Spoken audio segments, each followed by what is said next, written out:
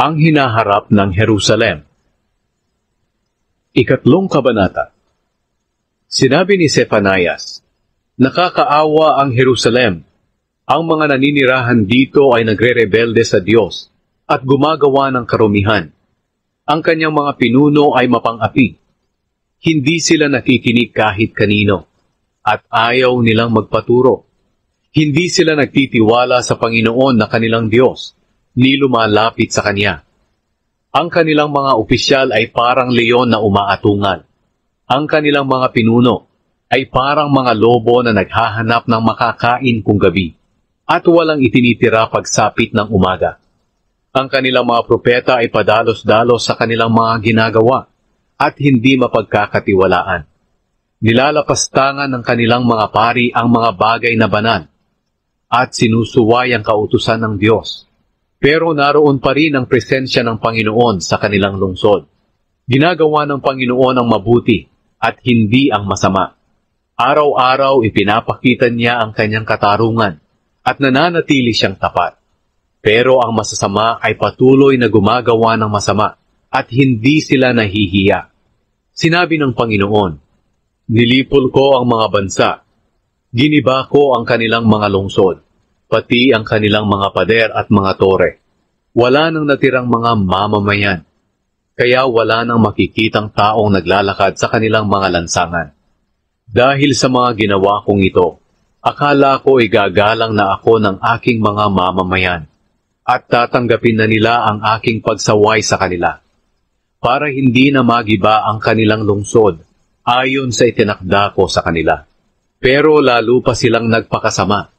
Kaya kayong tapat na mga taga-Jerusalem, hintayin ninyo ang araw na uusigin ko ang mga bansa, sapagkat napagpasyahan kong tipunin ang mga bansa at ang mga kaharian para ibuhos sa kanila ang matindi kong galit na parang apoy na tutupok sa buong mundo.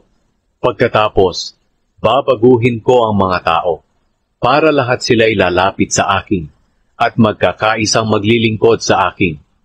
Ang aking mga mamamayang nangalat sa kabilang ibayo ng mga ilog ng Ethiopia ay magdadala ng mga handog sa akin.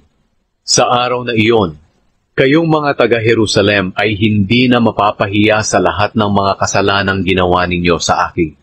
Dahil aalisin ko sa inyo ang mga mapagmataas at mayayabang. Kaya wala nang magyayabang doon sa aking banal na bundok. Pero mag-iiwan ako sa Jerusalem ng mga taong aba at mahihirap, na hihingi ng tulong sa akin. Ang mga Israelitang ito ay hindi gagawa ng masama. Hindi sila magsisinungaling o mandadaya. Kakain at matutulog silang payapa at walang kinatatakutan. Matutuwa ang mga Israelita. Sinabi ni Zephanias, kayong mga mamamayan ng Israel, sumigaw kayo sa tuwa. Kayong mga mamamayan ng Zion, ang lungsod ng Jerusalem, umawit kayo at magalak ng buong puso, sapagkat hindi na kayo parurusahan ng Panginoon. Palalayasin niya ang inyong mga kaaway. Kasama ninyo ang Panginoon, ang Hari ng Israel, kaya wala ng kasawiang dapat pang katakutan. Sa araw na iyon, sasabihin ng mga tao sa mga taga-Jerusalem, mga mamamayan ng Zion, huwag kayong matakot. Magpakatatag kayo, sapagkat kasama ninyo ang Panginoon na inyong Diyos, katulad siya ng isang makapangyarihang sundalo na magliligtas sa inyo. Magagalak siya sa inyo, at sa pamamagitan ng kanyang pag-ibig ay babaguhin niya ang inyong buhay. Aawit siya ng may kagalakan dahil sa inyo, gaya ng taong nagsasaya sa araw ng kapistahan. Sinabi pa ng Panginoon, ililigtas ko kayo sa kasawian para hindi na kayo malagay sa kahihiyan. Sa araw na iyon, parurusahan ko ang lahat ng umaapi sa inyo. Kayo ay parang mga tupang napilay at nangalat. Pero ililigtas ko kayo at titipuning muli. Inilagay kayo sa kahihiyan noon. Pero pararangalan ko kayo at gagawing tanyag sa buong mundo. Oo, titipunin ko kayo sa araw na iyon.